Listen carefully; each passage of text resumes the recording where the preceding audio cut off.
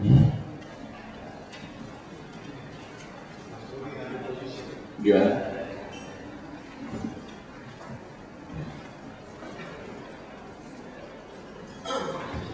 Baik, selamat pagi. Bismillahirrahmanirrahim. Assalamualaikum warahmatullahi wabarakatuh. Salam sejahtera bagi kita sekalian. Selamat pagi dan selamat datang kepada seluruh anggota Komisi 1 yang terhormat. Dari 10 fraksi, sudah hadir 5 fraksi. Mudah-mudahan dalam waktu tidak begitu lama, karena memang agak macet pagi ini. Jadi sambil berjalan, kita harapkan bahwa banyak anggota Komisi 1 yang akan hadir dan bergabung dalam rapat dengar pendapat ini. Kami ucapkan selamat pagi dan selamat datang kepada Bapak Sekjen Kemenkominfo, Bapak Suprawoto, kemudian Ibu Dirjen, Ibu Heli Karyani, Dirjen Aptika, Bapak Bambang Heru Cahyono, kemudian Dirjen SDPPI, Bapak Budi Setiawan, kemudian Dirjen PPI, Bapak Kalamullah Ramli, Dirjen IKP, Bapak Freddy Tulung, dan Kabalitbang SDM, Bapak Basuki Yusuf Iskandar. Semuanya adalah teman lama, teman baik kita yang sudah berjuang selama ini. Baik, saya minta persetujuan dari Bapak Ibu sekalian bahwa 5 fraksi yang baru hadir. Jadi kekuatan kita 50-50. Izin kita mulai saja Pak ya, Pak TB. Kita manfaatkan waktu ya. Baik, terima kasih. Baik, sesuai tertib, maka saya minta pendapat dari persetujuan dari Bapak Ibu sekalian, apakah RDP ini akan dilaksanakan secara terbuka atau secara tertutup? Terbuka atau tertutup? Terbuka ya, kan nggak ada rahasia. Tidak membahas mengenai BIN di sini. Baik, RDP ini kita laksanakan secara terbuka. Bapak Ibu para anggota yang terhormat, nah kan doa kita kesampaian ada 6 fraksi, 7 fraksi bahkan dari Demokrat dan dari Hanura. Rapat dengar pendapat Komisi 1 DPR RI dengan Sekjen Kemenkominfo dan para dirjen serta kepala unit kerja Kemenkominfo pada hari ini mengagendakan penjelasan para satuan kerja Kementerian Komunikasi dan Informatika terhadap program kerja tahun 2015 dari masing-masing dirjen dan kepala badan Litbang SDM untuk memaparkan program kerjanya. Nah, terkait program di satuan kerja di Kemenkominfo dalam rapat kerja Komisi 1 DPR RI dengan Bapak Menteri tanggal 27 Januari yang lalu telah disimpulkan beberapa hal sebagai berikut. Hanya 2 yang kami petik di sini karena terkait dengan agenda rapat dengar pendapat kita pagi ini. Yang pertama adalah Komisi 1 DPR RI mendukung Kemenkominfo untuk menguatkan program edukasi publik tentang teknologi informasi dan komunikasi atau TIK dan media literasi yang dalam pelaksananya akan bersinergi dengan Komisi 1 DPR RI untuk meningkatkan ketahanan nasional. Komisi 1 DPR RI mendorong Kemenkominfo untuk meningkatkan sinergi dengan kementerian garis miring lembaga lainnya dalam melaksanakan sosialisasi program-program pemerintah. Poin berikutnya dari kesimpulan kita dalam rapat kerja dengan Pak Menteri, Komisi 1 DPR RI meminta agar Kemenkominfo dapat mempelajari peluang Addendum Soft Loan Project Improvement on TV Transmitting Stations atau ITTS 2 dan spesifikasi Ready to Digital menjadi Full Digital dan akan membahasnya bersama Komisi 1 DPR RI dan LPP DPR RI. Baik, untuk mempersingkat waktu, langsung saja kami siap berikan waktu kepada Pak Sekjen beserta para dirjen dan Kabalitbang SDM untuk memaparkan program kerjanya tahun 2015 ini.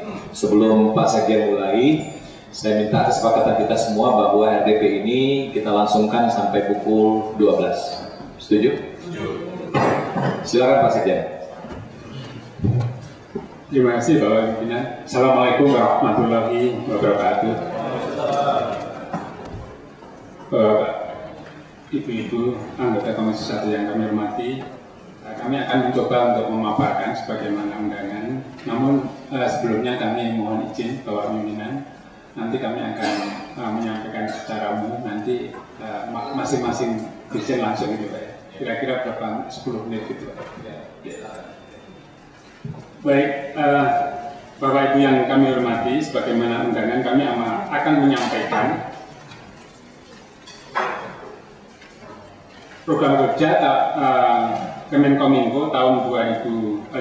Namun sebelumnya kami akan paparkan struktur organisasi dari kementerian, bahwa bagaimana diketahui kita yang hadir di sini, Bapak-bapak, Ibu-ibu, perlu kami sampaikan ada kepala badan, kemudian dirjen, terus kami sendiri sekjen. Strukturnya seperti ini, masing-masing dirjen ada direktur atau kapus, kalau itu badan.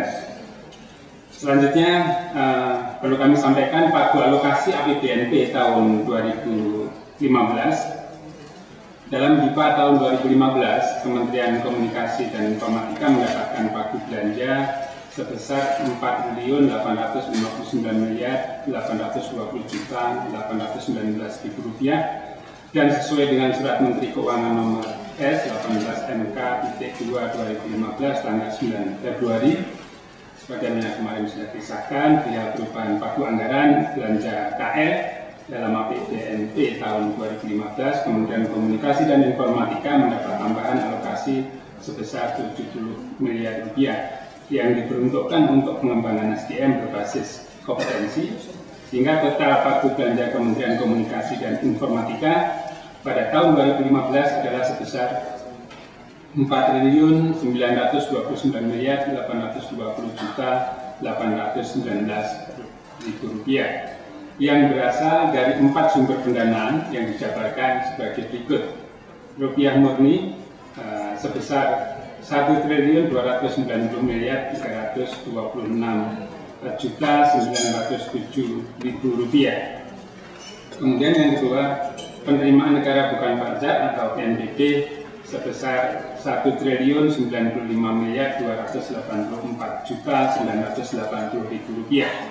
Kemudian yang ketiga, PNBP Badan Layanan Umum atau PNBP BLU sebesar 2.289.288.932.000 rupiah. Kemudian pinjaman luar negeri atau PLN sebesar 313.920.000 rupiah. Adapun komposisi pagu per sumber pendanaan, kalau kita lihat komposisi sumber pendanaan pagu alokasi Kemenkominfo tahun 2015, yaitu PNBP BLU yang paling besar, itu menyumbang 45,24%. Kemudian PNBP non BLU 22,17%, kemudian rupiah murni 26,17%, dan pinjaman luar negeri 6,36%. Dari anggaran tersebut, komposisi pagu alokasi anggaran per program perlu kami sampaikan. Yang pertama, program pengelolaan sumber daya dan perangkat pos dan informatika yang dikelola oleh Pak Dirjen SCTP, Pak Iwan, rupiah murni sebesar 286 miliar sekian, kemudian PNBP 797 miliar sekian, total 1.084 miliar sekian yang dikelola oleh Pak Iwan di samping diri kami. Kemudian program penyelenggaraan pos dan informatika rupiah murni sebesar 113 miliar rupiah sekian, kemudian PNBP 287 miliar sekian, kemudian BLU 2.200 miliar sekian, kemudian pinjaman luar negeri 313 miliar sekian, total 2,9 triliun sekian yang dikelola oleh Dirjen Penyelenggaraan Pos dan Informatika, Pak, di sebelah kanan kami. Kemudian program pengembangan aplikasi informatika rupiah murni 111 miliar sekian yang dikelola oleh Dirjen Aplikasi Informatika Pak Bambang. Kemudian program penelitian dan pengembangan dan informatika, nomor 4, program pengembangan informasi dan komunikasi publik 176 miliar yang dikelola oleh Dirjen IKP atau Dirjen Informasi dan Komunikasi Publik Pak Fred itu. Kemudian yang kelima, program penelitian dan pengembangan komunikasi dan informatika 261 miliar sekian. Kemudian BNPB 8 miliar sekian. Total 269 miliar sekian yang dikelola oleh Badan Litbang Pak Basuki Yusuf Iskandar. Kemudian yang keenam, program pengawasan dan peningkatan akuntabilitas aparatur Kementerian Kominfo sebesar 28 miliar 600 juta rupiah yang dikelola oleh Inspektorat Jenderal Ibu Eli. Kemudian program dukungan manajemen dan pelaksanaan teknis lainnya Kementerian Kominfo 297 miliar sekian. Kemudian BNPB 1 miliar sekian. Total 298 miliar sekian dikelola oleh Sekretariat Jenderal. Kemudian yang ke-8, program peningkatan sarana dan prasarana aparatur Kementerian Kominfo sebesar 15 miliar sekian, ini di Sekretariat Jenderal digunakan untuk rehabilitasi, renovasi gedung. Ini adalah program besaran dari masing-masing satuan kerja di lingkungan Kementerian Komunikasi dan Informatika. Bapak pimpinan yang kami hormati, kami mohon izin masing-masing satuan kerja akan menyampaikan, dimulai dari Pak Freddy. Silakan Pak. Selamat datang untuk para anggota yang baru saja bergabung. Alhamdulillah ini lebih dari quorum ini Pak.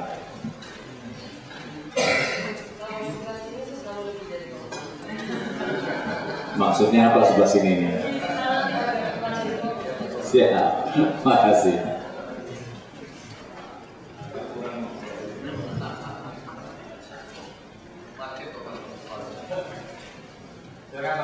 Terima kasih Bapak Pimpinan yang kami hormati, anggota Komisi 1 DPR. Izinkan kami untuk memaparkan yang terkait dengan program dan anggaran di lingkungan Direktorat Jenderal Komunikasi dan Informasi dan Komunikasi Publik. Sebagaimana tercantum di dalam Perpres 24 tahun 2010, Direktorat Jenderal Informasi dan Komunikasi Publik tugas utamanya adalah merumuskan serta melaksanakan kebijakan dan standarisasi teknis di bidang informasi, komunikasi, dan hubungan masyarakat pemerintah. Nah, kemudian dielaborasi lebih detail dengan berbagai macam aktivitas. Lanjut, dari penjabaran Perpres 24 tahun 2010 tersebut, intinya kami sudah mencoba menjabarkan tupoksi yang lebih mengarah kepada kegiatan-kegiatan yang sifatnya lebih detail, antara lain perumusan kebijakan, kemudian juga pembinaan dan pengembangan kemitraan, peningkatan peran media publik. Izin Bapak Ketua, Pak Freddy yang di sini di halaman berapa ya? Oh, saya menyiapkan satu paparan karena waktu yang terbatas diminta 10 menit, jadi saya mencoba memendekkan. Iya, tapi yang di sini di halaman berapa? Ini di halaman 37 Pak.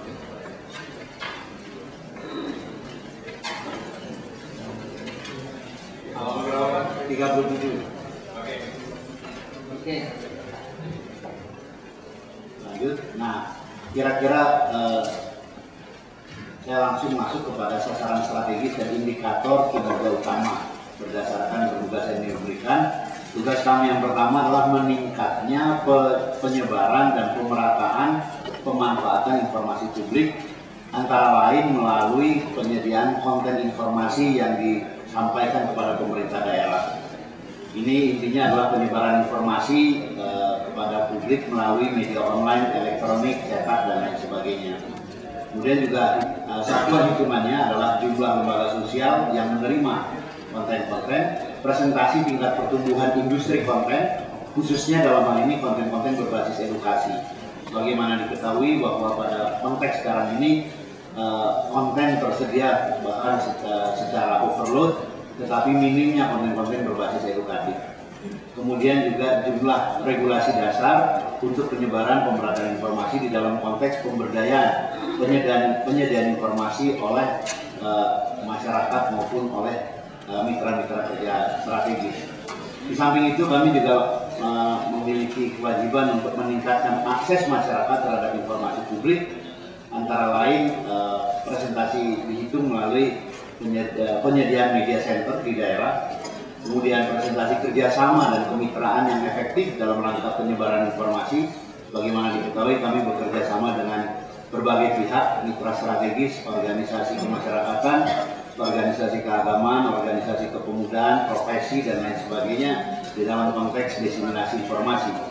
Kemudian juga salah satu tugas kami adalah pembinaan jabatan fungsional Permata Humas yang ditargetkan selama 5 tahun ke depan.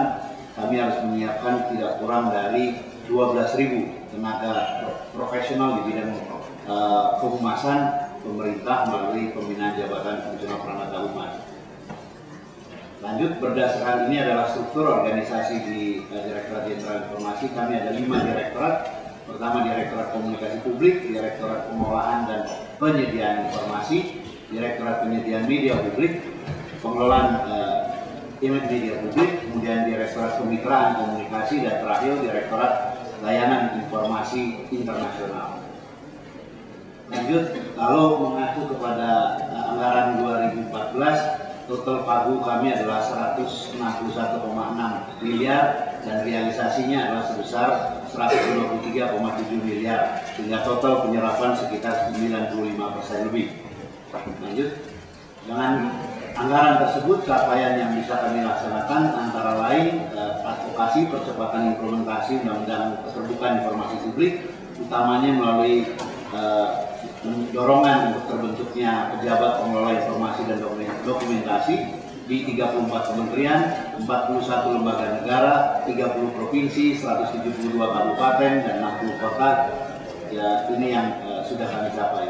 Kemudian yang kedua, pada saat ini kami juga ditugaskan untuk menyiapkan materi baik naskah akademis maupun draft RUU Perlindungan Data Pribadi. Dan kemudian yang ketiga, cetak biru, ini bekerja sama dengan Bappenas dan KPK, cetak biru strategi komunikasi pendidikan dan budaya anti korupsi BBAK yang saat ini sedang kami sempurnakan. Kemudian juga tentu penyusun standar pelayanan minimal di bidang komunikasi dan informatika, khususnya untuk kabupaten kota. Lanjut, ini kira-kira gambaran. Lanjut.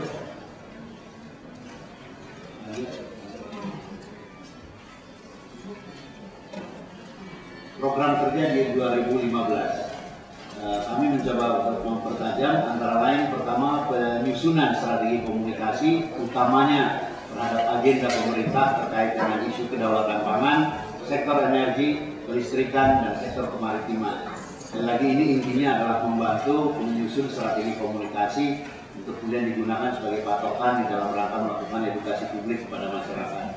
Kemudian yang kedua, strategi komunikasi kampanye budaya anti korupsi ini merupakan luncuran penyempurnaan dari komitmen kami tahun lalu. Grand design komunikasi pemerintah untuk sinergi kementerian, lembaga pemerintahan kementerian khususnya untuk kawasan perbatasan. Kemudian juga rating konten media sosial, media nasional, edukasi literasi media untuk meningkatkan kesadaran dan kemampuan masyarakat memilih memanfaatkan media. Ini intinya adalah sebenarnya media literasi Bapak Pimpinan di dalam konteks memberikan kemampuan pertama seleksi masyarakat untuk mengakses menggunakan media sosial secara lebih beretika, komunikasi dengan lebih beretika, dan yang kedua secara terbatas meningkatkan kemampuan teknis memproduksi konten-konten berbasis edukasi, enlightenment, pencerahan, dan pemberdayaan masyarakat. Kemudian kami juga di dalam rangka mendorong perkembangan kemajuan jurnalisme nasional termasuk untuk menyiapkan satu program penghargaan jurnalisme nasional, penyediaan bantuan media center, ini khususnya di daerah-daerah tertinggal, terluar, perbatasan dan pusat-pusat potensi konflik, kemiskinan dan lain sebagainya. Dan untuk beberapa daerah tertentu media center disiapkan dalam bentuk yang mobile yang kami sebut dengan mobile pustika atau pusat teknologi informasi komunitas. Kemudian penyempurnaan regulasi terkait dengan jabatan fungsional perangkat humas, ini program yang baru kami lakukan dalam 2 tahun terakhir ini untuk meningkatkan profesionalisme di bidang kehumasan. Dan Indonesia Update ini khususnya dikaitkan dengan peran kami yaitu melaksanakan second track diplomacy, mendukung teman-teman di first track diplomacy. Dalam hal ini memanfaatkan potensi non-state di dalam rangka melaksanakan diplomasi publik. Ini diselenggarakan oleh teman-teman di lingkungan Direktorat LII, Lembaga Informasi Layanan Informasi Internasional. Kemudian selanjutnya adalah penyusunan kepres tentang kewajiban lembaga penyiaran untuk menyediakan durasi kampanye revolusi mental dan restorasi sosial. Ini intinya adalah sebenarnya lebih kepada himbauan untuk bermitra bersama-sama memanfaatkan teman-teman di lembaga penyiaran untuk juga melakukan edukasi di lingkungan masyarakat. Kemudian strategi komunikasi masyarakat terkait dengan kampanye revolusi mental, ada proyek contohan yang saat ini sudah dirumuskan oleh Bappenas, yaitu dengan mencoba melakukan pemutaran film layar tancap dan semacam itu di kurang lebih 1.200 kecamatan di lingkungan daerah terluar, perbatasan yang tertinggal, kantongan kemiskinan dan potensi konflik dan lain sebagainya. Promosi, publikasi, advokasi kepada masyarakat dalam rangka menciptakan kesadaran, partisipasi melalui berbagai macam program sebagaimana kami laporkan di atas. Beberapa kegiatan yang mendukung program prioritas pemerintah antara lain tadi sudah kami laporkan: strategi komunikasi kebijakan maritim, energi, kedaulatan pangan, sinergi kegiatan antar lembaga pemerintah dan pemangku kepentingan, penyusunan strategi kampanye pendidikan dan budaya anti korupsi, kemudian juga green design untuk sinergi dalam Pemda dengan kawasan di lingkungan kawasan perbatasan, kemudian juga hibah dalam hal ini media-media center yang sekarang ini secara khusus kami prioritaskan untuk wilayah-wilayah terluar, tertinggal dan perbatasan. Kemudian penyebaran informasi melalui media cetak, online, audiovisual dan media luar ruang dengan tema utama berkonsentrasi kepada bidang MEPI atau yang dikenal dengan istilah maritim, energi, pangan dan infrastruktur. Promosi dan publikasi pada masyarakat daerah-daerah tertentu dari kaitannya dengan agenda revolusi mental. Program ini dikoordinasikan oleh Kementerian Koordinasi Bidang PMK. Kemudian dialog interaktif, pelaksanaan Indonesia Update dan promosi masyarakat terkait isu-isu yang kami sebutkan tadi. Dari segi PABU, kira-kira rancangannya adalah sebagai terlihat di sini. Secara keseluruhan kami bertanggung jawab terhadap satu program pengembangan informasi dan komunikasi publik dengan rincian anggaran pembiayaan terdiri dari pembinaan dan pengembangan kebijakan komunikasi nasional, kemudian pengelolaan dan penyediaan informasi, pelayanan informasi kenegaraan khususnya dalam hal ini melalui media publik, pembinaan dan pengembangan kemitraan lembaga komunikasi di pola kerjasama, kemudian pelayanan informasi internasional, dan di kami juga ada 2 UPT. Yang pertama adalah Monumen Pers yang berada di Solo, dan yang kedua adalah Museum Penerangan yang ada di Taman Mini Indonesia Indah dengan total anggaran sebesar 176 miliar kurang lebih. Demikian yang bisa kami informasikan melalui pimpinan. Kami sampaikan terima kasih. Wassalamualaikum warahmatullahi wabarakatuh.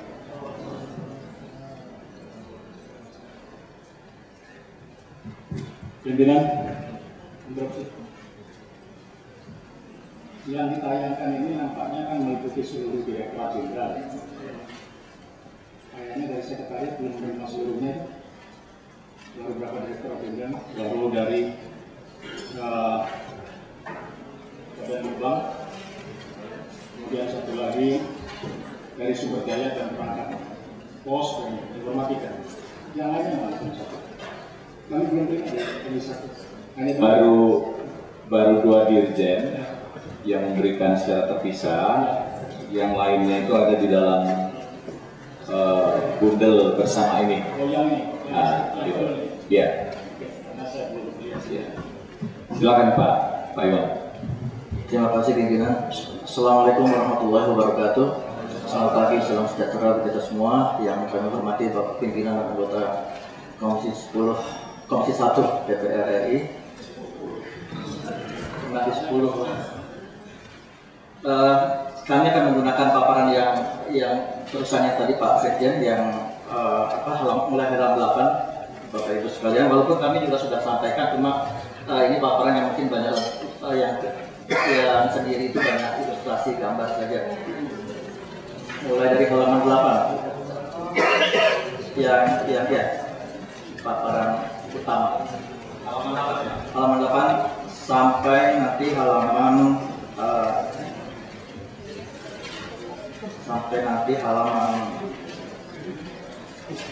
23. Baik Bapak Pimpinan, Bapak Ibu sekalian, program pengelolaan sumber daya dan perangkat pos dan informatika dilaksanakan oleh Direktorat Jenderal Sumber Daya dan Perangkat Pos dan Informatika. Yang dimaksud dengan sumber daya ini adalah sumber daya frekuensi tentunya, dan juga orbit satelit. Dan perangkat adalah perangkat yang ICT yang mengeluarkan atau memancarkan dan menerima frekuensi. Kira-kira dua hal besar itu yang kami lakukan. Kemudian paparan ini kami dibagi dua, yaitu A, kegiatan mendukung program nasional, yaitu 7 fokus yang dalam rapat raker yang lalu disampaikan oleh Bapak Menteri. Kami mengungkapkan di sini ada 8 program yang untuk mendukung 7 prioritas, dan ada 25 program prioritas yang ini adalah program rutin yang dilakukan. Kami akan coba sampaikan dalam 10 menit. Apabila nanti yang 25 terlalu banyak, mungkin Bapak Ibu bisa pendalaman di berikutnya. Pertama adalah untuk yang halaman 8, program kegiatan mendukung program nasional. Nomor 1, perencanaan, pendaftaran, dan notifikasi filing satelit Indonesia. Ini menjadi program yang pada tahun ini mendukung kedaulatan pangan karena terkait akan didaftarkannya filing satelit Indonesia untuk 8 IPB untuk pemantauan daerah pertanian. Ini yang kami perjuangkan untuk 8 roket atau satelit 8 IPB A3 dapat dioperasikan untuk mendukung kegiatan pertanian. Kemudian program kedua adalah persiapan migrasi teknologi radiokomunikasi dinas atau layanan maritim dari analog ke digital. Ini tujuannya adalah untuk terciptanya integrasi keselamatan di laut dan komunikasi tentunya, efisiensi penggunaan frekuensi dinas maritim, dan terciptanya tertib penggunaan frekuensi radio maritim secara internasional. Ini akan menjadi untuk mendukung program kemaritiman bersama dengan Dirjen Hubla, Perhubungan Laut, Kementerian Kelautan Perikanan, dan juga Kemenko Maritim. Kemudian halaman berikutnya Bapak Ibu sekalian, nomor 3, penyelenggaraan ujian REOR atau radio, elektronika, dan operator radio bagi mualim dan operator radio di kapal di dalam negeri, kapal dalam artinya pelaut Indonesia yang bekerja di dalam kapal dalam negeri maupun kapal internasional, dan ini untuk mendukung fokus program pemerintah kemaritiman.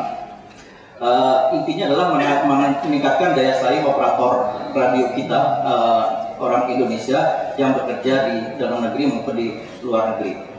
Ini bekerja sama dengan lembaga-lembaga diklat operator radio di Semarang, Batam, Makassar, Surabaya, Bogor, Tangerang, dan Medan. Ini yang besar-besar. Bekerja sama dengan Kementerian Perhubungan dan Kementerian KKP tentunya. Dan nomor 4 yang sekarang sudah mulai dilakukan adalah penatakan pita frekuensi 2G, 2G untuk implementasi mobile broadband yang telah disampaikan oleh Pak Menteri dalam raker yang lalu. Sehingga masyarakat tujuannya dapat menggunakan layanan mobile broadband 4G dengan mudah dan terjangkau. Percepatan pemenuhan target pita lebar Indonesia sampai 2019. Kemudian juga diharapkan ada multiplier effect implementasi broadband ini baik secara sosial, ekonomi, maritim, ya, di wisata, pertanian, sekolah di perkotaan maupun di pedesaan. Dan ini akan dilakukan secara nasional. Pada tahun ini sudah di pita frekuensi 900 yang sudah bisa dipakai untuk 4G, dan dalam waktu dekat sudah ditandatangani oleh Pak Menteri Jumat kemarin untuk di pita frekuensi 1800 yang lebih lebar dan bisa digunakan secara maksimal. Tentunya ini bersama-sama dengan seluruh operator, Badan Perencana Bappenas, dan juga untuk mendukung program infrastruktur. Kemudian kelima adalah penyelenggaraan ujian negara SPOR, sertifikasi kecepatan operator radio. Kalau ini bukan yang di maritim tapi yang di darat, perusahaan-perusahaan yang bekerja di perkebunan, pertambangan dan sebagainya, mereka harus juga mendapatkan sertifikat kecakapan. Ini cukup banyak setiap tahun yang melakukan pendaftaran dan diklatnya untuk mendukung program SDM dari 7 fokus pemerintah. Utamanya di Mataram, Riau, Samarinda, Ternate, Balikpapan yang Bapak Ibu bisa lihat adalah daerah-daerah pertambangan, perkebunan yang memang memerlukan alat-alat komunikasi radio. Nomor 6 adalah penyediaan naskah soal pengawasan hasil ujian negara amatir radio. Bapak Ibu sekalian, bahwa sekarang makin marak lagi penggunaan radio amatir. Ya, walaupun seluler sudah tersedia di mana-mana, namun tetap amatir tidak tergantikan, dan banyak masyarakat komunitas yang kemudian secara sadar ikut ujian, dan ujian ini bersifat internasional, tapi dilakukan di nasional masing-masing. Dan hampir semua provinsi menyelenggarakan yang dikoordinasikan dengan balai-balai monitor di seluruh Indonesia. Ini untuk peningkatan SDM. Kemudian ketujuh, terkait dengan perbatasan dan juga SDM, adalah harmonisasi spektrum frekuensi radio di perbatasan negara. Tujuannya adalah supaya terjadi full band sharing spektrum frekuensi radio siaran FM khususnya di perbatasan Indonesia-Malaysia yang tidak menimbulkan harmful interference. Ini memang yang paling banyak terjadi di perbatasan Indonesia dan Malaysia. Dan ini hampir mungkin setahun bisa 3 kali kita melakukan rapat koordinasi dengan mereka untuk baik siaran kita yang melebar ke sana maupun siaran mereka yang lebih banyak juga melebar ke Indonesia. Ini harmonisasi spektrum. Dan yang ke-8, yang terakhir untuk program fokus pemerintah ini adalah koordinasi dan pendampingan monitoring frekuensi di wilayah perbatasan border-com. Ini tidak hanya Malaysia saja, yaitu kita bertujuan menyiapkan frekuensi untuk seluruh layanan telekomunikasi dan penyelenggaraan Indonesia tanpa interferensi dari layanan asing. Karena tentunya Bapak Ibu pernah mendengar atau bahwa seperti di Malaysia kita tidak terima sinyal kita, tapi justru dari operator di Malaysia. Ya. Kemudian di Singapura juga gitu, walaupun juga yang di Singapura, kita yang ke Singapura masih bisa dapat Telkomsel misalnya. Ini hal-hal teknis yang memang harus sering dikoordinasikan dengan mereka. Atau ada frekuensi yang kita tidak digunakan di sana untuk mengoperasikan kren. Kita di sini pakai radio sehingga kren di sana bergerak-gerak sendiri. Nah ini juga kita selesaikan melalui border.com yang kalau bisa tiap hari, mungkin tiap hari nih, tapi kita sudah jadwalkan 3-4 bulan sekali, karena frekuensi ini kan tidak kenal batas wilayah, sebenarnya kita yang mengkotak-kotakan wilayah tersebut. Dan ini dengan 5 perbatasan, Indonesia Singapura, Malaysia, Indonesia Timor Leste, Indonesia Filipina, dan Indonesia PNG, khususnya untuk layanan seluler di perbatasan. Bapak Ibu sekalian, itulah 8 yang terkait dengan program fokus pemerintah, 7 program fokus pemerintah, ini ada 8, dan selebihnya adalah program-program dimulai dari halaman 11 sampai halaman 23 adalah program-program rutin yang untuk mendukung. Mungkin saya akan cepat saja mengingat waktu yang di 10 menit. Antara lain adalah koordinasi penerbitan hak penggunaan filing satelit dan hak labuh. Jadi Bapak Ibu sekalian, hak labuh ini adalah hak yang diberikan kepada satelit asing apabila di Indonesia ada yang menggunakan. Jadi misalnya perusahaan A Indonesia, dia ingin memberikan layanan satelit tapi tidak bisa dipenuhi oleh perusahaan dalam negeri, apakah Telkom, PSN, Indosat. Jadi mereka membeli ke satelit asing. Nah, untuk itu maka kita beli perusahaan ini adalah hak labu. Dengan tentunya kita harus koordinasi. Kalau kita juga punya di sana, Anda juga berikan hak labu kepada kita. Jadi ini koordinasi seperti itu, resiprokal. Jadi ini banyak sekali perusahaan-perusahaan dalam negeri kita memberikan layanan dengan menggunakan satelit asing, karena memang satelit itu tidak operator satelit dalam negeri belum bisa memenuhi itu. Kemudian koordinasi persiapan sidang persatelitan ini juga cukup banyak di Jenewa, Bapak Ibu sekalian. Kemudian notifikasi stasiun radio ke ITU.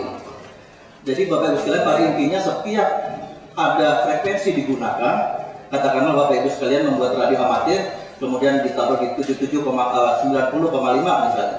Kemudian itu langsung kami notifikasi ke Jenewa, ke ITU. Jadi seluruh dunia sudah tahu bahwa itu untuk 90,5. Dan kadang-kadang secara teknis biasanya kita kumpulkan dulu, baru kita sama-sama dirapatkan di Jenewa sebagai markas ITU. Kemudian pemutakhiran reference table dan data dinas penerbangan serta maritim pada database SIMS. SIMS ini adalah suatu server perangkat sistem informasi manajemen spektrum yang kita kembangkan mulai tahun 2011, dan intinya adalah mencatat semua frekuensi, koordinatnya, pemiliknya dalam satu database server, yang ini terus diperbaiki diupdate setiap saat, karena ada yang stasiun yang pindah alamatnya, ada yang pindah stationnya dan sebagainya. Ini menjadi pekerjaan sehari-hari. Nomor 5, seperti biasa, ANEF, analisa dan evaluasi parameter teknis.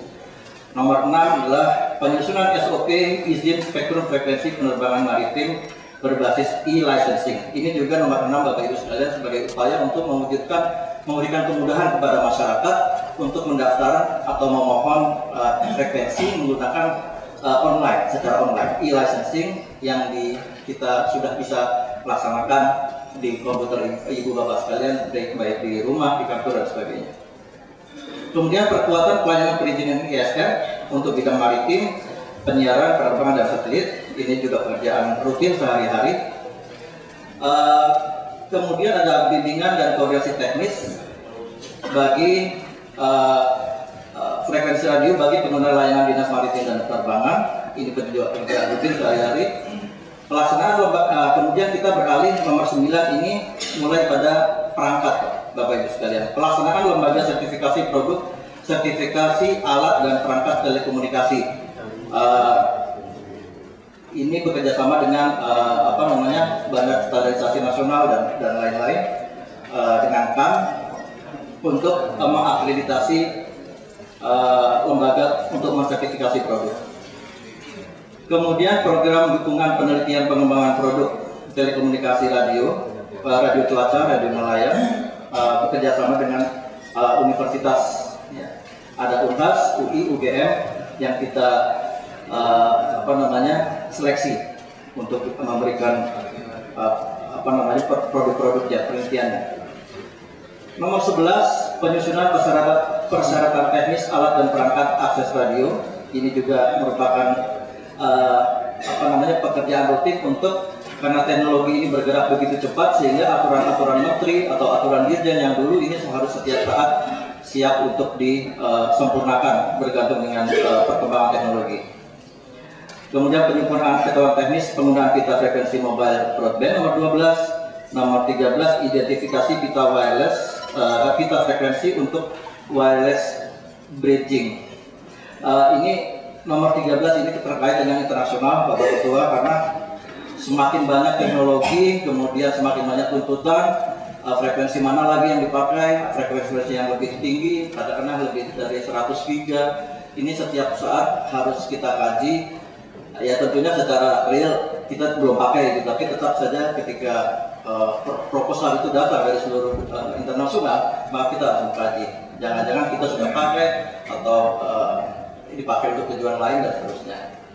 Seperti sekarang satelit ini banyak sudah diincar oleh frekuensi satelit sudah banyak diincar untuk seluler, Bapak Ibu sekalian. Padahal kita jelas masih membutuhkan satelit. Mungkin negara lain sudah tidak banyak membutuhkan satelit karena sudah ada kabel fiber optik. Nah ini yang harus terus kita kawal. Lainnya nomor 14, 15, 16 ini terkait dengan monitoring kegiatan kami di provinsi, di setiap ibu kota provinsi. Ada 37 UGT, ada satu provinsi yang 2, terutama di Sulawesi Utara ada sampai ke Tahuna, itu satu kantor tersendiri karena untuk mengawal gangguan terutama penerbangan asing, penerbangan internasional yang melalui daerah sana harus kita kawal dari radio-radio yang ilegal. 14, 15, 16, kemudian nomor 17 halaman 16, penanganan penggunaan spektrum frekuensi radio yang merugikan. Ini pekerjaan sehari-hari Bapak Ibu sekalian, antara lain juga menangkap sampai bahkan mempidanakan bagi yang membandel frekuensi, menggunakan frekuensi ilegal. Lebih banyak awal-awal mungkin pembinaan untuk mereka dihentikan dan diminta untuk memohon izin stasiun radionya, dan kalau tidak tetap bisa dibawa ke pidana sesuai dengan Undang-Undang Nomor 36. Penanganan penggunaan perangkat telekomunikasi ilegal ini juga terus dilaksanakan ke beberapa yang tidak tersertifikasi perangkat-perangkatnya. Kemudian terkait dengan regulasi master plan pembangunan sistem monitoring frekuensi radio di seluruh Indonesia. Indonesia ini secara ideal mestinya ada 5 antena katakanlah gitu dari Sabang sampai Merauke, 5 titik yang bisa nantinya misalnya ditarik ke presiden, bisa melihat di mana terjadi gangguan-gangguan ataupun penyelenggaraan yang menggunakan frekuensi secara ilegal. 20 juga masih terkait dengan itu, 20, 21, 22 itu terkait dengan pengadaan peralatan untuk memonitor frekuensi baik yang stasioner di kantor-kantor maupun yang bergerak, yang mobile untuk mengejar atau mencari pusat-pusat gangguan. Kemudian di halaman terakhir sampai 23 masih cukup banyak. Ada sekitar nomor 23 adalah penyusunan persyaratan teknis perangkat pemancar berbasis radio. Nomor 24 penyusunan standar layanan berbasis teknologi informasi. Ini standar-standar semua Pak Ketua dan Bapak Ibu sekalian, karena kita hanya menyusun standarnya, kemudian melalui menteri atau dijadikan standar nasional di BSN untuk dirujuk oleh manufacturing atau importir ke Indonesia.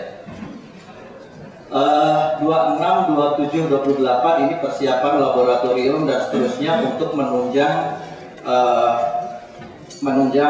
broadband.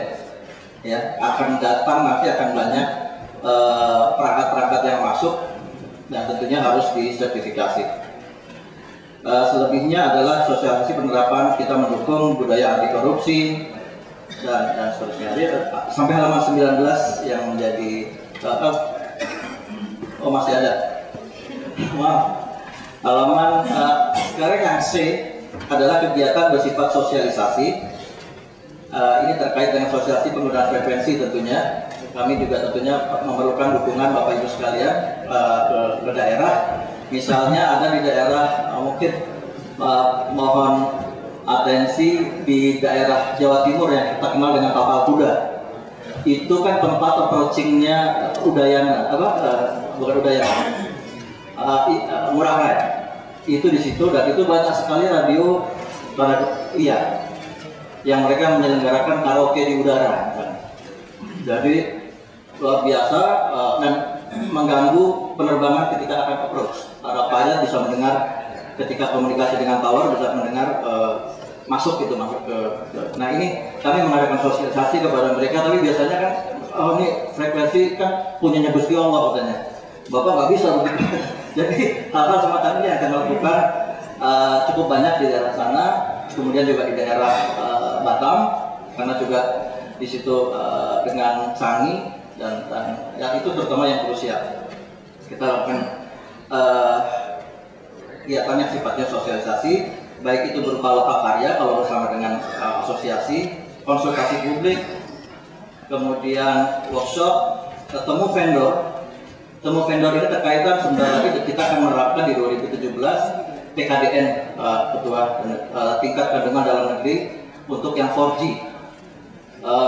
Dampaknya memang kita sudah cukup banyak yang bisa perusahaan lokal seperti saya sebutkan di sini Polytron sudah bisa buat 4G, ya. Kemudian ada yang di Batam, di Surabaya, dan beberapa pemain asing kemudian mulai mencari partner di sini ataupun membangun pabrik rencananya seperti Samsung, Oppo dan sebagainya. Ini langkah di 2017 apabila tidak terpenuhi 40% tingkat kandungan dalam negeri untuk 4G. Kalau yang 3G, 2G, Pak Menteri adalah merupakan rusak terlalu banyak dan kita dulu tidak menerapkannya dengan full, maka ini 4G bersama dengan Kementerian Perdagangan dan Kementerian Perindustrian untuk bisa kita coba kawal di teknologi yang baru akan datang ini 4G. Dan boomingnya akan mungkin tahun depan atau 2 tahun setelahnya. Ini juga harus dilakukan temu vendor, jadi vendor juga mengerti seperti apa, manufaktur juga demikian. Selebihnya adalah kegiatan-kegiatan dukungan yang mungkin kami tidak perlu menjelaskan di sini karena yang besar-besar sudah kami jelaskan terkait dengan kepegawaian, sewa wisline dan macam-macam. Demikian Bapak Ibu sekalian, lebih dari sebelumnya, mohon maaf. Assalamualaikum warahmatullahi wabarakatuh. Terima kasih. Perlu kami sampaikan bahwa pimpinan Pak Iwan ini mengapa agak banyak kegiatan karena UPT di daerah ini di bawah beliau kebanyakan Talmon di bawah BPI, sebagaimana sudah dari Sekretariat DPR bahwa Pak akan meninjau Aceh dan MDD. Ini Talmon nanti dari bawah Pak. Silakan. Baik, terima kasih Bapak Pimpinan yang saya hormati, anggota Komisi 1 yang saya muliakan. Dari halaman 24 itu ada program penyelenggaraan pos informatika untuk Direktur Jenderal Penyelenggaraan Pos Informatika. Ini di luar kegiatan-kegiatan rutin kami, seperti penyusunan regulasi di BPI itu ada undang-undang penyiaran ada di kami, lalu kajian tentang undang-undang telekomunikasi, undang-undang pos, dan undang-undang konvergensi yang masih di 2006 juga ada di kami. Dan di luar itu kami juga rutin melakukan kegiatan-kegiatan seperti penyusunan peraturan menteri, kemudian penyusunan peraturan pemerintah yang terkait dengan industri penyiaran, industri telekomunikasi, industri internet, dan industri pos. Bapak Ibu sekalian, terkait dengan program prioritas yang kemudian yang sudah disesuaikan dengan prioritas Presiden Jokowi dan prioritas pemerintah di 2015-2019, ada 6 kegiatan Direktur Jenderal Penyelenggaraan Pos dan Informatika yang akan tersebar di seluruh Indonesia. Yang pertama adalah pembangunan BTS di daerah blind spot layanan telekomunikasi.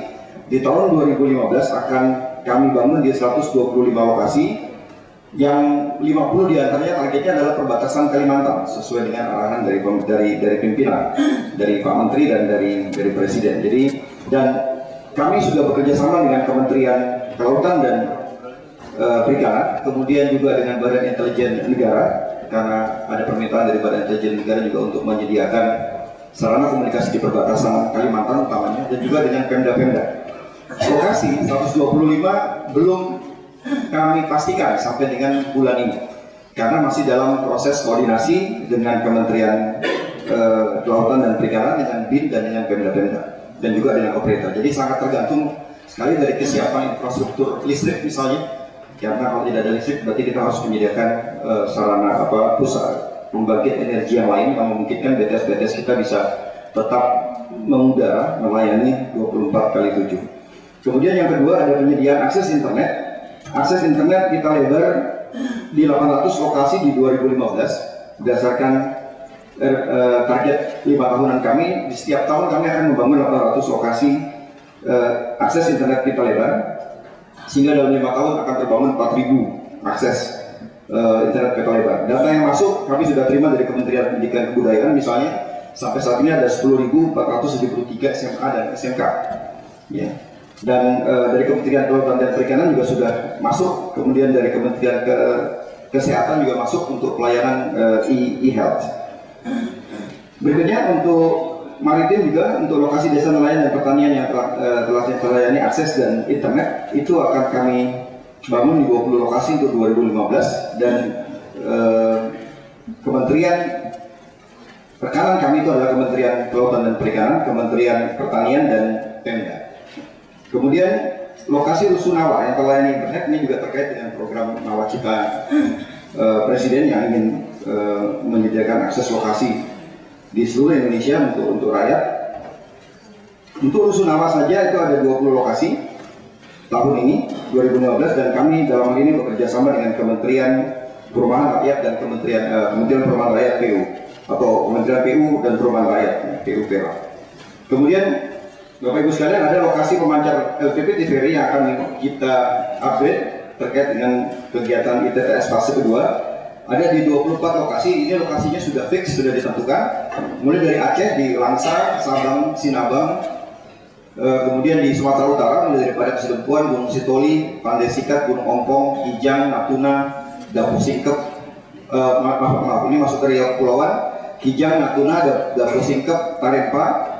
Lalu di Bangka Belitung ada Gunung Mangkol, di Bengkulu ada Ikuh, di Jambi ada Telanepura, Sungai Penuh, Kuala Tungkal, di Lampung ada Gunung Betung, ada Simpang Pematang dan Kota Bumi, di Banten ada Bayah, di Jawa Barat ada Gunung Malang ya, dan Walat Pasir Pogor, kemudian Puncak Surangga dan Gunung Tela. Itu ada di 24 lokasi di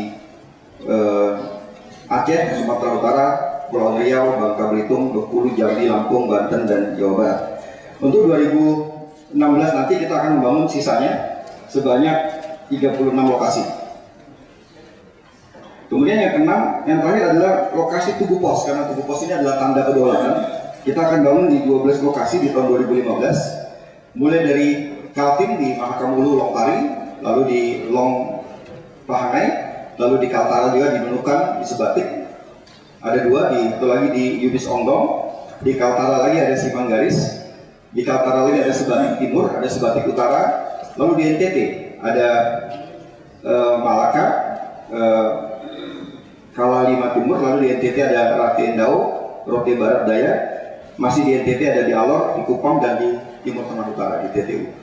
Itu adalah lokasi-lokasi di mana kita akan membangun daerah perbatasan kita, daerah nelayan dan daerah pertanian dengan sarana akses internet, dan dalam hal ini Kementerian Kominfo telah bersinergi dan telah bekerjasama dengan kementerian terkait, dan kita sudah sebarkan ke seluruh kementerian dan lembaga termasuk Badan Nasional Perbatasan, ya, Badan Nasional Perbatasan. Kita sudah berkoordinasi untuk melihat titik-titik di mana kita memerlukan infrastruktur TK agar masyarakat Indonesia merasakan akses informasi sampai ke pelosok dan menyentuh seluruh penduduk dan rakyat Indonesia. Terima kasih Bapak Pimpinan, saya kembalikan kepada Bapak Sekjen.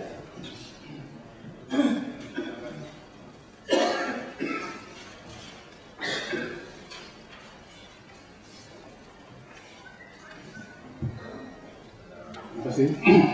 Yang saya hormati Bapak Pimpinan Komisi 1 dan anggota Komisi 1 yang terhormat. Untuk program pengembangan aplikasi informatika, kami akan mulai dari halaman 25 sampai 36. Cukup banyak, tapi kami akan nanti skip beberapa hal yang terpenting dalam program-program kami. Seperti yang program-program Direktorat Jenderal lainnya, kami juga mendukung program-program unggulan tahun 2015-2019 mulai dari kedaulatan pangan, kedaulatan energi, kemaritiman, pariwisata, infrastruktur, SDM, dan perbatasan, dan langsung kami jabarkan di dalam 38 program yang ada di pengembangan aplikasi informatika. Untuk yang pertama tentunya kami akan konsentrasi di e-government atau e-pemerintahan, yaitu penyusunan arsitektur e-government nasional, di mana ini adalah memberikan pedoman untuk instansi penyelenggara negara di dalam tata kelola e-government. Kemudian kami juga melakukan pemeringkatan e-government nasional atau yang biasa kita singkat dengan PEGI, dan ini adalah juga memberikan acuan tentang bagaimana terkait dengan literasi dari pemerintah di dalam program e-government. Kemudian berikutnya adalah terkait dengan program di dalam e-business, yaitu terkait dengan fasilitas teknologi informasi dan komunikasi bagi UKM. Di sini kami akan melakukan suatu pembangunan terkait dengan pusat komunikasi kreatif, yaitu di dua lokasi, yaitu di Palu dan yang kedua adalah di Probolinggo. Kemudian program yang terkait dengan penanganan situs internet bermuatan negatif, ini juga akan kami buat dengan menyusun adanya panel. Jadi nanti tidak langsung kami dari stakeholder, tetapi nanti akan melalui panel. Kemudian juga akan ada program yang terkait dari penghematan terhadap pemborosan penggunaan akses internet di Indonesia, yaitu terkait dengan program DNS untuk internet sehat dan aman. Lalu nomor 5 di sini adalah terkait dengan pendaftaran penyelenggara sistem elektronik. Ini terkait dengan peraturan pemerintah nomor 82 tahun 2012, yaitu dalam rangka meningkatkan kepercayaan masyarakat dalam menggunakan transaksi elektronik. Jadi saat ini sudah kami mulai pendaftarannya bersama-sama dengan perizinan di BKN. Berikutnya adalah pengelolaan nama domain Indonesia. Nah, ini adalah terkait dengan domain .id yang ada di Indonesia. Jadi ini merupakan kedaulatan dari dunia cyber di Indonesia. Dengan audiensnya itu dari Pandi, registrar, kemudian dengan komunitas stakeholder yang lainnya. Lalu program proliferasi teknologi dan infrastruktur e-bisnis. Dalam hal ini kami akan melakukan pendataan terkait dengan bagaimana penerapan teknologi dan infrastruktur e-bisnis di Indonesia, serta memberikan gambaran bagaimana kuantitas dan volume terkait dengan e-commerce di Indonesia. Kami juga akan melakukan fintech aplikasi e-government di dalam rangka meningkatkan pemanfaatan TIK di kalangan pelaku usaha seperti UMKM untuk bisa memanfaatkan TIK di dalam pengembangan proses di dalam UMKM. Di sini beberapa lokasi mulai dari Sidoarjo, Pekanbaru, Padang Panjang, Kulon Progo, Jawa Barat, dan Banten dengan audiensnya adalah UMKM. Terkait dengan untuk program keamanan, kami juga akan melakukan penyelenggaraan sertifikasi elektronik agar bisa memberikan jaminan keamanan di dalam pelaksanaan transaksi elektronik. Kami akan menyusun suatu regulasi terkait dengan pembentukan penyelenggara CA. Jadi kegiatan ini bermanfaat di dalam memberikan keamanan bertransaksi elektronik. Kemudian yang kita sebut biasanya dengan Certification Authority. Lalu peningkatan indeks keamanan informasi. Tahun ini kami sudah memasuki tahun yang keempat, di mana kami akan melakukan suatu proses awareness, yaitu tingkat kondisi keamanan sistem elektronik, khususnya pada instansi pemerintah, baik pemerintah pusat dan daerah, disertai dengan melakukan fintech khusus untuk penyidikan penindakan tindak pidana ITE bagi aparatur hukum. Nah, ini sangat penting sekali. Kami akan memberikan suatu tingkat literasi bagi aparat penegak hukum dalam melakukan penyidikan penindakan tindak pidana ITE dengan daerah lokasi yaitu Palembang, Makassar, dan Mataram. Dengan audiensinya adalah semua aparatur penegak hukum, baik itu kepolisian, kejaksaan, dan kehakiman. Kemudian terkait dengan fintech awareness keamanan informasi, juga kami akan melakukan memberikan kesadaran kepada seluruh stakeholder, baik masyarakat dan aparatur pemerintah. Kemudian beberapa acara terkait dengan penyusunan rancangan peraturan menteri terkait dengan keamanan risiko, kemudian terkait dengan adanya pendampingan, point of contact terkait dengan tim penanganan insiden keamanan informasi, serta dilanjutkan juga dengan melakukan pengujian keamanan informasi pada instansi-instansi pemerintah baik di pusat dan di daerah. Untuk seminar, beberapa kami adakan juga untuk seminar sertifikasi elektronik, kemudian terkait dengan industri juga untuk nomor 17, yaitu pengelolaan hub.id adalah bagaimana kami bisa mengumpulkan para entrepreneur yang handal agar bisa menjadi satu komunitas yang nanti bisa menjadi startup bagi industri TIK di Indonesia. Melakukan juga pemetaan ekosistem, lalu pemilihan 5 pusat industri, serta kami juga akan mengadakan satu forum nasional yang kita sebut dengan Forum Green ICT Nasional, yaitu nanti dilakukan di Bali, baik mulai bulan Mei atau Juni. Hal ini terkait dengan pertemuan se-Asia Pasifik tentang Green IT. Untuk penyusunan kebijakan terkait dengan game rating system, lalu juga melakukan suatu penyelenggaraan forum industri tekno kreatif semuanya di Jakarta, kemudian juga melakukan pengembangan terkait dengan embedded system dalam rangka meningkatkan kemampuan yang menghasilkan teknologi IT di kalangan khususnya di generasi muda sebagai pelaku industri. Juga pengembangan portal promosi industri IT, yaitu untuk mempromosikan UMKM industri IT di Indonesia. Terkait dengan regulasi, yaitu untuk revisi Undang-Undang ITE, kami juga akan melakukan diskusi publik terkait dengan Undang-Undang ITE untuk peningkatan pemahaman pemangku kepentingan mengenai pengaturan informasi dan elektronik. Mumpung sebelum begitu jauh, sedikit saja dielaborasi sedikit saja poin nomor 21 itu, penyusunan kebijakan game rating system itu gimana? Ya, jadi begini Pak, sampai saat ini untuk game rating system itu belum ada suatu bentuk level apakah ini untuk usia mungkin usia anak-anak, usia muda dan lain sebagainya. Jadi nanti kami akan kerjasama dengan pelaku industri dan komunitas dalam rangka menentukan level dari game tersebut, apakah ini layak untuk semua usia atau hanya untuk tertentu. Jadi kayak seperti ada pembatasan mengenai usia-usia yang boleh melakukan untuk itu. Jadi nanti dalam suatu peraturan menteri pimpinan untuk game rating system. Baik, kami lanjutkan untuk nomor 25.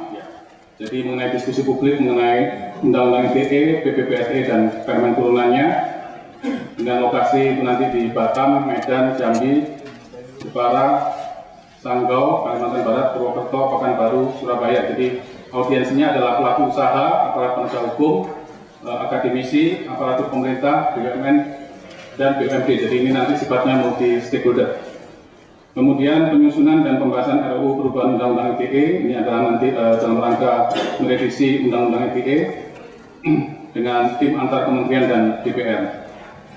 Kemudian dalam rangka mendukung program unggulan, kami juga akan melakukan pembuatan aplikasi untuk pengelolaan rusunawa, yaitu menyediakan sebuah aplikasi dalam pengelolaan rusunawa berbasis IT, serta melakukan bimbingan teknis pendampingan untuk penguatan masyarakat dalam bentuk edukasi dan pendayagunaan sistem aplikasi rusunawa. Dilakukan kerjasama dengan Provinsi DKI Jakarta. Kemudian nomor 29 terkait dengan penyediaan prototipe pusat kreatif produktif dan aplikasi masyarakat pedesaan. Jadi nanti kami akan bekerja dengan gerakan masyarakat desa dalam rangka memberdayakan masyarakat, meningkatkan proses tata kelola pemerintahan desa, serta diharapkan mampu meningkatkan akses informasi masyarakat pedesaan.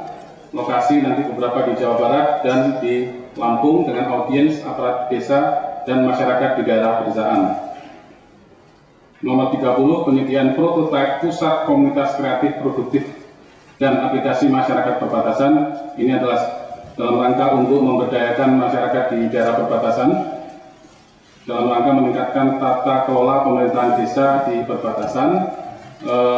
Lokasinya adalah di perbatasan Kalimantan Barat, di Entikong, kemudian di Kecamatan Bagau, Kabupaten Kapuas. Jadi keduanya di Kalimantan Barat. Selanjutnya untuk nomor 31, penyediaan prototipe pusat kreatif produktif dan aplikasi masyarakat. Ini juga dalam rangka untuk menyediakan aplikasi dan konten yang dibutuhkan oleh nelayan sehingga bisa memberdayakan dan meningkatkan akses informasi masyarakat nelayan. Lokasinya adalah di Kabupaten Belitung Timur, Bangka, dan Bangka Belitung. Audiensinya adalah para desa dan masyarakat nelayan serta daerah pesisir. Kemudian bimbingan teknis pemberdayaan sistem informasi desa. Ini nanti melakukan pendampingan diselenggarakan di 20 desa percontohan di wilayah Provinsi Jawa Barat, Banten, Jawa Tengah, Jawa Timur, DIY, Lampung, Kalimantan Barat, Aceh, Bangka, Belitung, dan Riau. Jadi ini nanti audiensinya adalah seluruh stakeholder masyarakat desa. 33, pengukuhan relawan TIK dan bimbingan teknis untuk relawan TIK. Jadi kami punya cukup banyak relawan TIK, sekitar angka 60.000 tersebar di seluruh Indonesia. kami akan meningkatkan tata kelola di dalam kelompok relawan ini agar mereka bisa berperan sebagai agen perubahan pemanfaatan TIK di masyarakat serta memberikan wawasan dan pengetahuan secara teknis dengan melalui training of trainer di relawan TIK. Diselenggarakan di lokasi Jambi, Banten, Palangkaraya, Jogja, Mamuju dengan audiens komunitas di bidang TIK baik itu mahasiswa, akademisi serta pemerintah provinsi. Selanjutnya, training of trainer agen perubahan internet cerdas, kreatif, dan produktif. Ini juga dilakukan untuk melakukan training dengan lokasi cukup banyak di Batam, Badau, Bandung, Kabupaten Semarang, Badung, Parepare, Belitung Timur, Cirebon, Jabodetabek. Khusus untuk audiensnya adalah pelajar-pelajar tingkat menengah, madrasah, kemudian mahasiswa dan masyarakat umum, serta melakukan pengayaan konten situs, blog, audio, dan video yang mendukung kearifan lokal. Jadi di sini untuk meningkatkan ketersediaan konten yang mendukung kearifan lokal di bidang pariwisata dan budaya, sehingga informasi dan konten lokal tersebut bisa diakses secara luas oleh masyarakat umum di berbagai Indonesia, dengan lokasi di Jambi, Banten, Palangkaraya, Jogja, dan Mamuju, dengan audiens komunitas di bidang TIK, baik itu mahasiswa, akademisi, serta pemerintahan. Selanjutnya untuk ajang Cipta Karya Unaita, jadi di sini dalam rangka meningkatkan dan mendorong terus berkembangnya produk-produk TIK lokal, disertai dengan inovasi-inovasi dan peningkatan kualitasnya, kami akan melakukan penyelenggaraan itu pada bulan Agustus atau September di Jakarta dengan audiens seluruh masyarakat umum, serta kami akan mengikuti bagi para pemenang untuk ajang kompetisi internasional. Ini nanti bekerja sama dengan teman-teman di Ristek. Ini khusus untuk pelajar tingkat SMP. Agendanya adalah di Serpong, Tangerang Selatan, serta bimbingan teknis pemberdayaan TIK responsif gender, pemuda, dan masyarakat berkebutuhan khusus dengan lokasi juga cukup banyak di Palangkaraya, Bogor, Pekanbaru, Sukabumi, Serang, Malang, Semarang, Jakarta, Pekalongan. Audiensinya adalah pemuda, pelaku usaha, kaum perempuan, dan masyarakat difabel. Demikian Bapak-Bapak dan Ibu anggota komisi yang saya hormati serta Bapak pimpinan. Terima kasih. Saya kembalikan ke Pak Sekjen.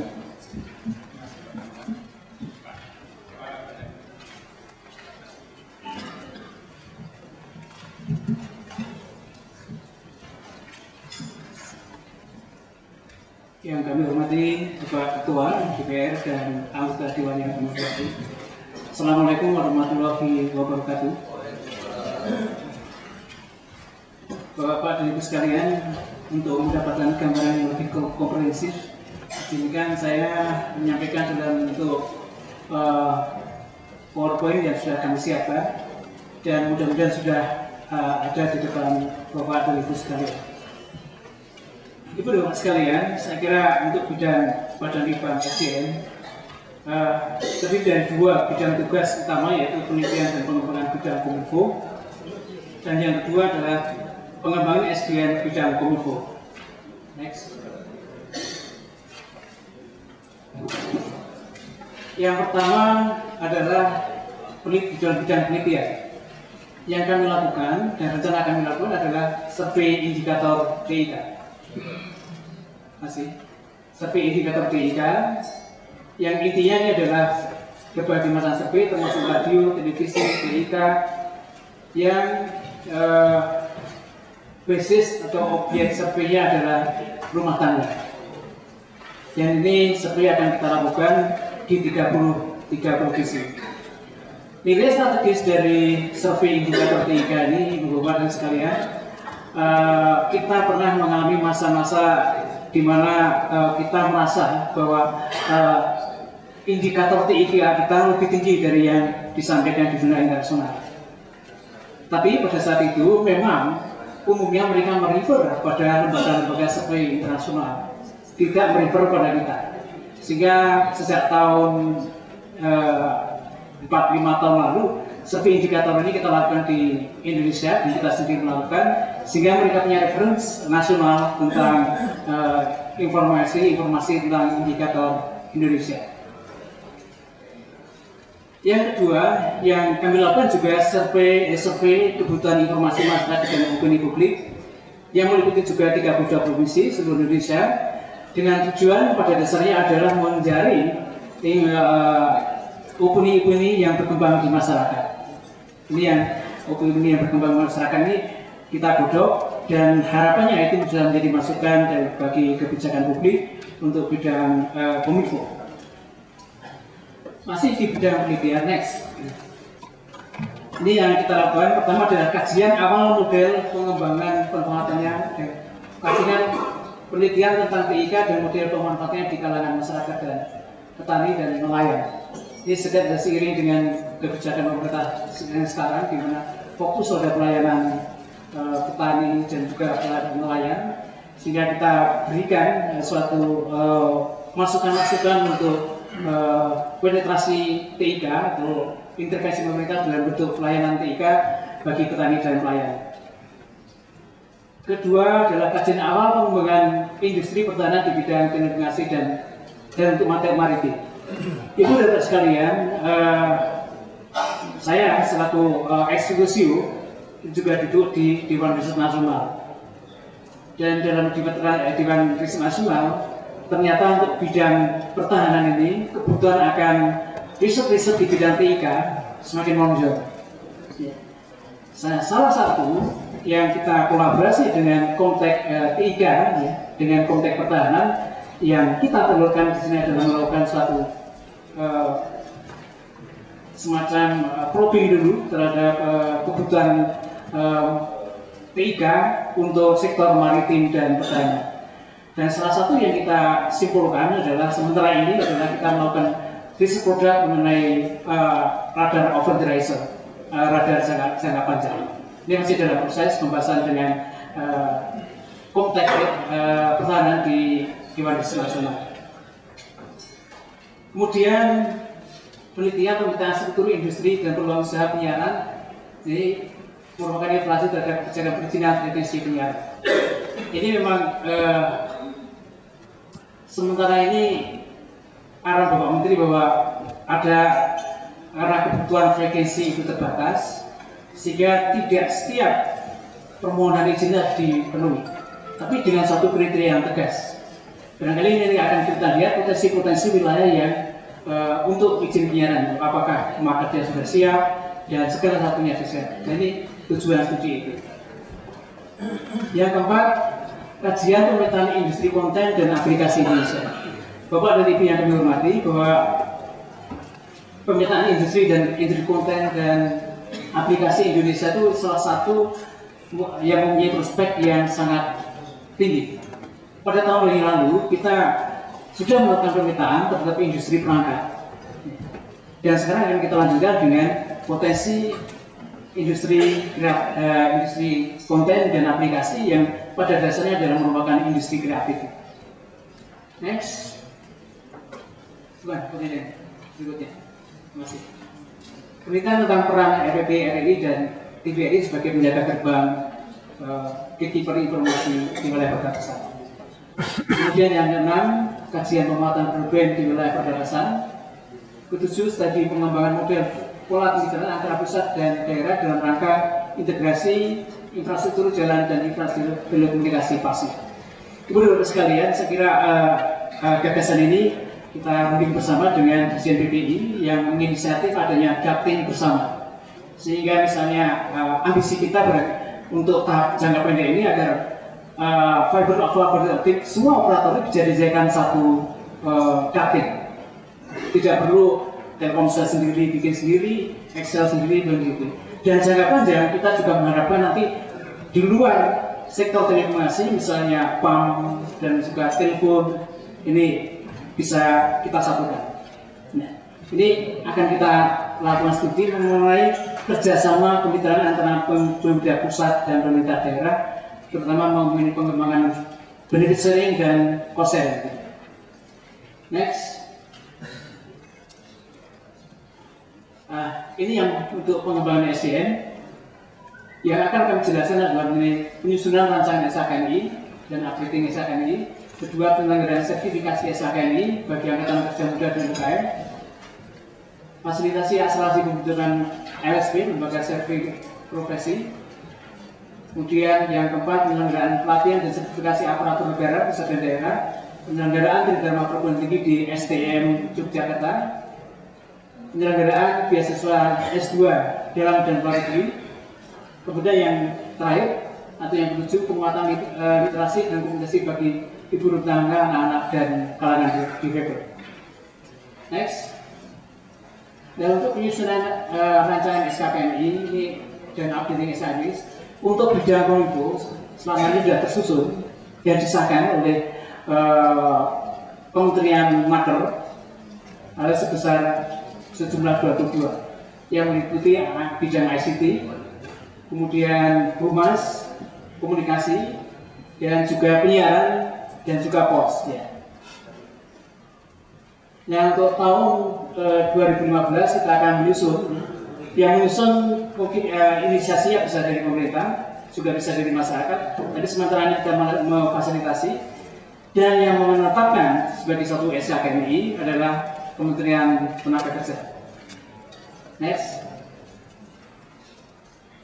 Jumlah peserta sertifikasi SKKNI bagi angkatan kerja muda. Ibu-ibu dan bapak sekalian, izinkan saya menjelaskan lebih sedikit tentang isu ini. Terkait dengan MEA, ASEAN Integrasi, nah ini tahun 2015 dimulai sebenarnya liberalisasi bidang tenaga kerja. Nah, sekarang kita bertanya, kalau kita liberalisasi berarti otomatis ini head to head kompetisinya. Ada sisi bagusnya, di sisi lain kita memperluas pasar, di sisi lain tapi juga terintegrasi pasar kita. Dan sebagai gambaran untuk Human Development Index kita tuh ranking 108 dari dunia. Indeks pembangunan sumber daya manusia. Tapi kalau kita melihat indeks Global Competitive Index dari negara kita agak jauh lebih bagus ya, 34. Artinya apa? Saya khawatir bahwa sumber daya saing kita ini bukan dari, yang jelas bukan dari sumber daya manusia, karena masih rankingnya rendah. Ya. Tapi saya khawatir masih bertumbuh pada sumber daya alam. Jadi saya kira kalau angkatan tenaga kerja kita ini perlu didongkrak, dan bahkan mungkin saya kalau melihat problem yang ada, saya kira perlu ada percepatan akselerasi sehingga kita akan menyamai kompetitif Human Development Index kita dengan negara-negara lain. Interupsi sebentar Ketua, pertanyaan sedikit saja. Untuk negara-negara ASEAN kurang lebih di angka berapa? Berapa? Untuk negara-negara kita kan 108 globally kan. Untuk di negara ASEAN kurang lebih mereka di peringkat berapa? Saya informasi mengenai klaster ASEAN mungkin di negara ASEAN ada kan? Ya. Di ASEAN nomor 5, jadi masih rendah. Human Development Index, indeks Index kita. Tapi lagi-lagi untuk global di ASEAN untuk kompetitif index kita sedikit di atasnya 4. Tapi ini bukan suatu informasi yang mengembirakan, karena intinya bahwa daya saing kita masih bertumbuh sehat juga ya, sumber daya alam. Dan juga saya kira ya, sense kita juga bukan karena teknologi, ini melalui hanya sumber daya alam. Itu yang mungkin memprihatinkan untuk kita sikapi. Baik, jadi kita akan lakukan. Makanya, mohon maaf, kita dapat KPBNP sebesar 70 miliar untuk fokus bidang ini, karena memang sudah agak emergency sebenarnya. Dan untuk ini hampir semua wilayah ya, di semua provinsi kita lakukan. Ya. Hanya prinsipnya adalah barangkali kita melihat sektor-sektor dan provinsi-provinsi yang paling terancam, gitu. Paling terancam terhadap masuknya tenaga angkatan kerja muda. Nah, next.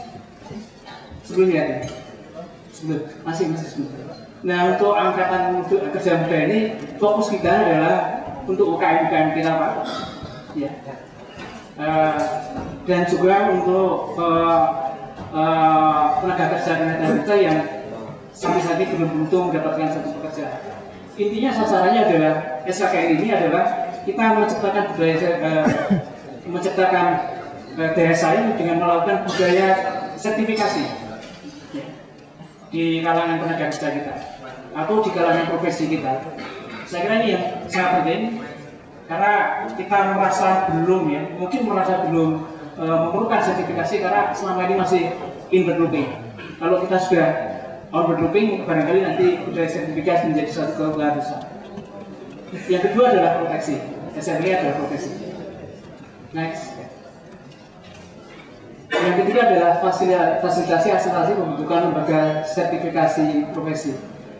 Ini juga bukan berita yang mengembirakan lagi.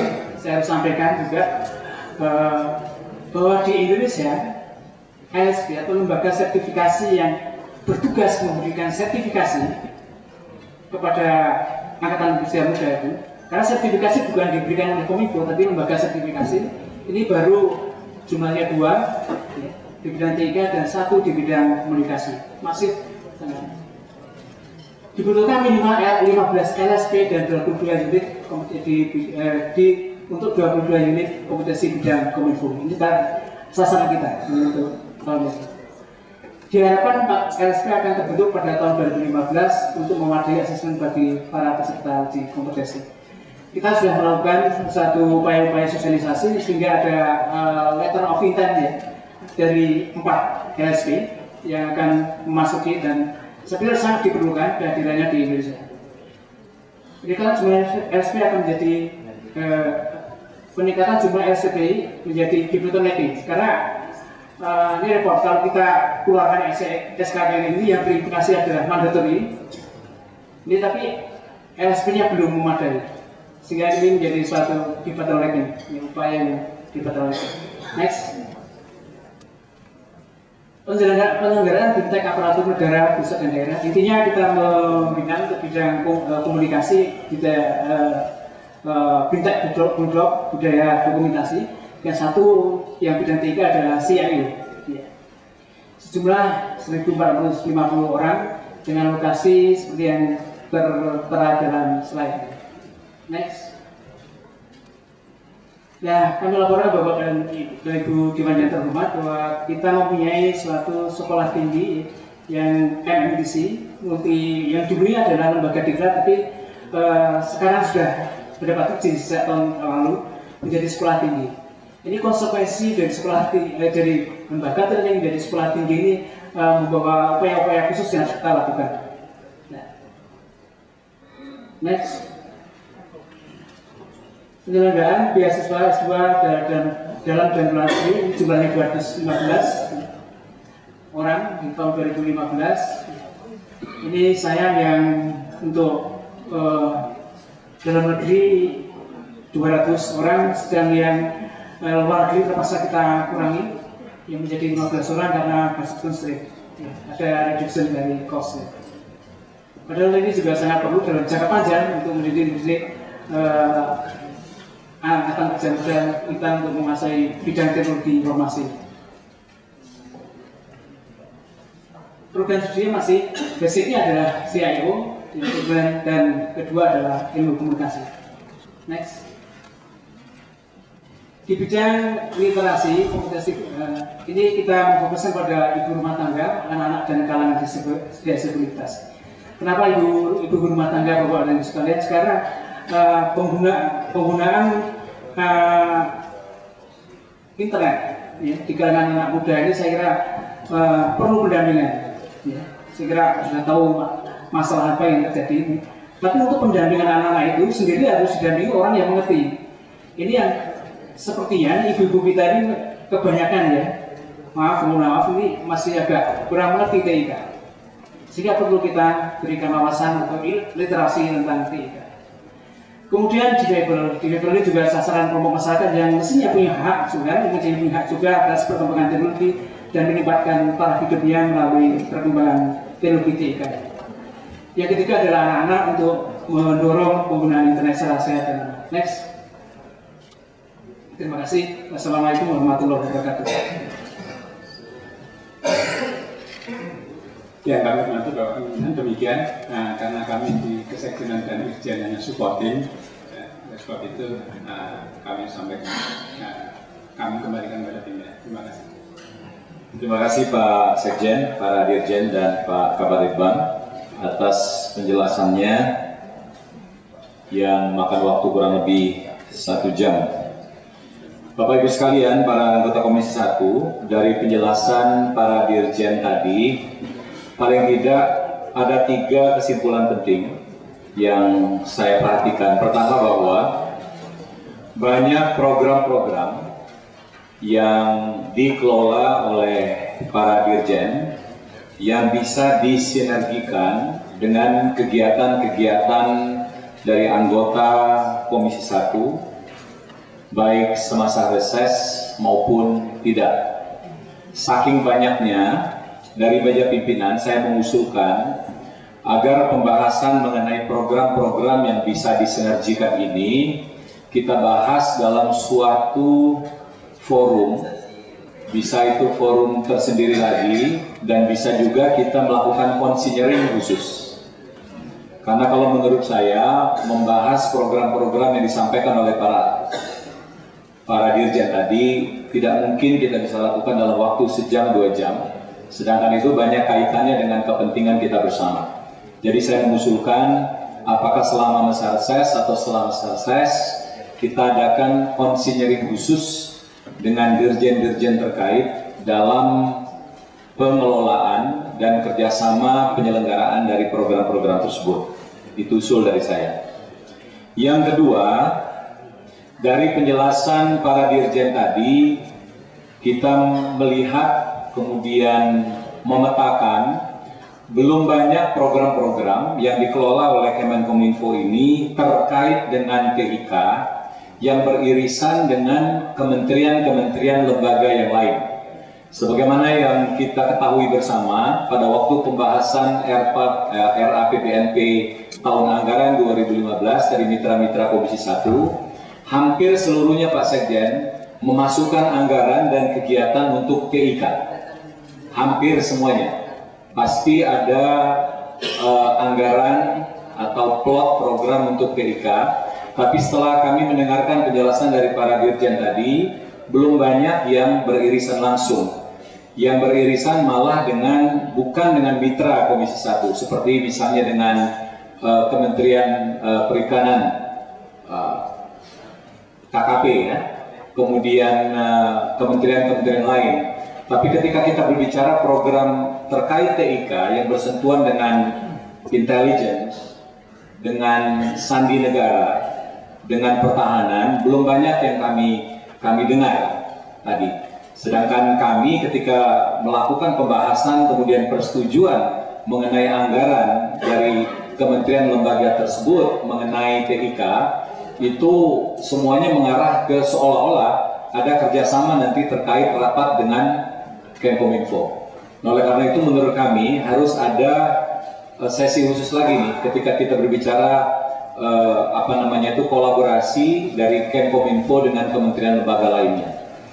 Yang ketiga, Pak Sekjen dan para Dirjen, dari penjelasan Bapak-Bapak tadi, saya tidak satu pun mendengar ada suatu program yang relevansinya itu pembelaan atau keberpihakan terhadap kaum disabilitas.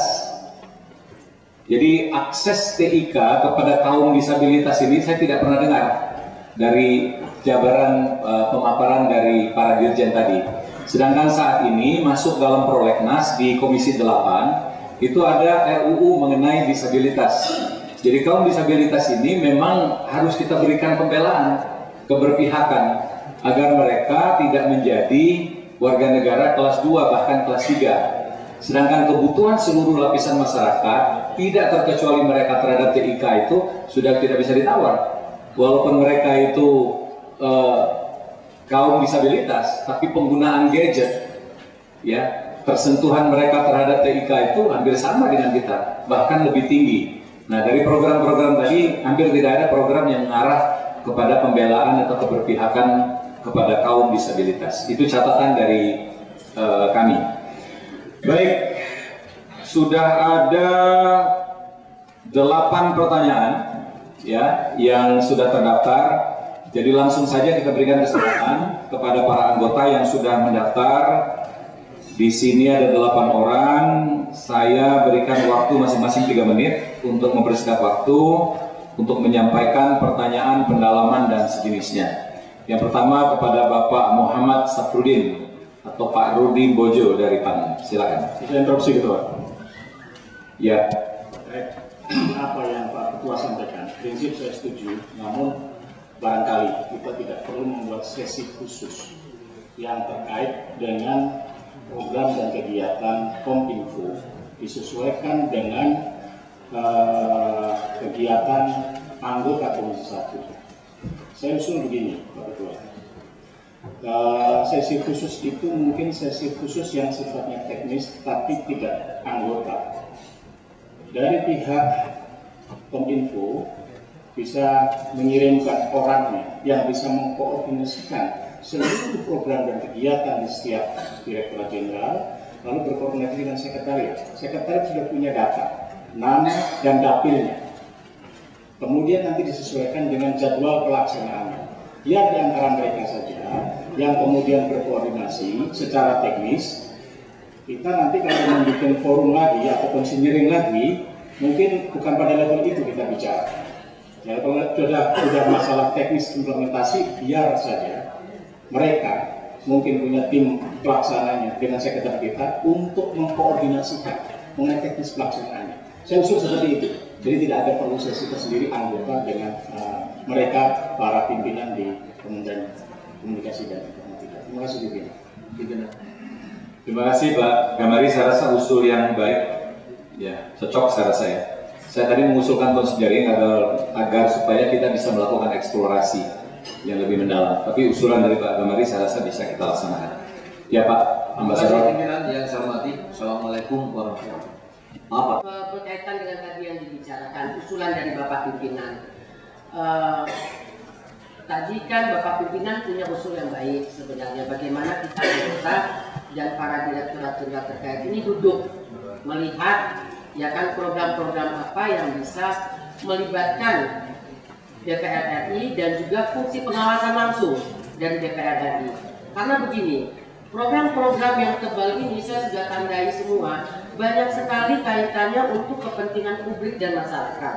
Ya kan, kita ini anggota DPR adalah wakil dari rakyat masyarakat yang disebutkan di buku ini, gitu kan. Jadi wajar kalau kita itu memperjuangkan kepentingan daripada rakyat yang kita wakili. Itu wajar-wajar saja.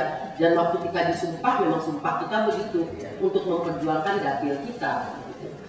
Nah, pengalaman saya 5 tahun yang lalu ketika ganti nama saja, kalau saya lihat ini pemberdayaan internet cakap segala macam, which is untuk petani dan lain-lain, which is split and click, kebutuhan untuk masyarakat luas, ya kan Pak ya? Tapi kita tahu dengan tidak melibatkan anggota DPR dari mulai perencanaan dan pelaksanaan, kita punya masalah at the end dengan program-program yang ada. Nggak ada salahnya Pak, kita nggak minta duit kok dari Bapak, kita jalankan programnya. Tidak. Oh Bapak punya anggaran sekian, kasih ke Komisi 1 untuk ini, tidak. Tetapi kita pastikan bahwa pelaksanaan lapangan dari program-program yang Bapak lakukan itu benar dan sesuai dengan tujuan dari program tersebut gitu.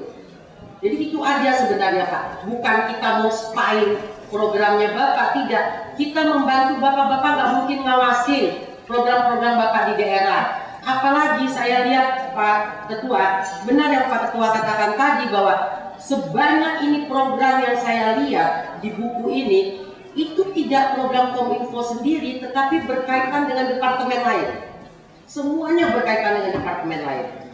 Bagaimana Bapak bisa memastikan, bagaimana Bapak bisa mengawasi bahwa itu benar-benar jalan, gitu, ya kan? Kita ini berhubungan, tadi benar yang Bapak Ketua katakan, perbatasan. Kita terima masukan dari semua mitra kita di depan, dari Lemsanek, dari semua bicara perbatasan, ya kan? Bapak juga bicara perbatasan. Bapak duduk, tidak ada duduk dengan Lemsanek di sini mengenai perbatasan. Sementara Lemsanek bilang sudah koordinasi dengan bapak-bapak. Di sini kan fungsi pengawasan kita sudah jalan sebenarnya, bahwa sinergisitas antara departemen ini tidak jalan. Dari situ aja, dari bapak menjelaskan, ya kan, tidak menginfokan daripada Lemsanek, dari BIN dan lain-lain. Karena mereka katakan, mereka laporannya tidak begitu ketika MDP dengan kita. Tapi di bapak ini kan ada, di laporan bapak ini ada gitu, pelibatan.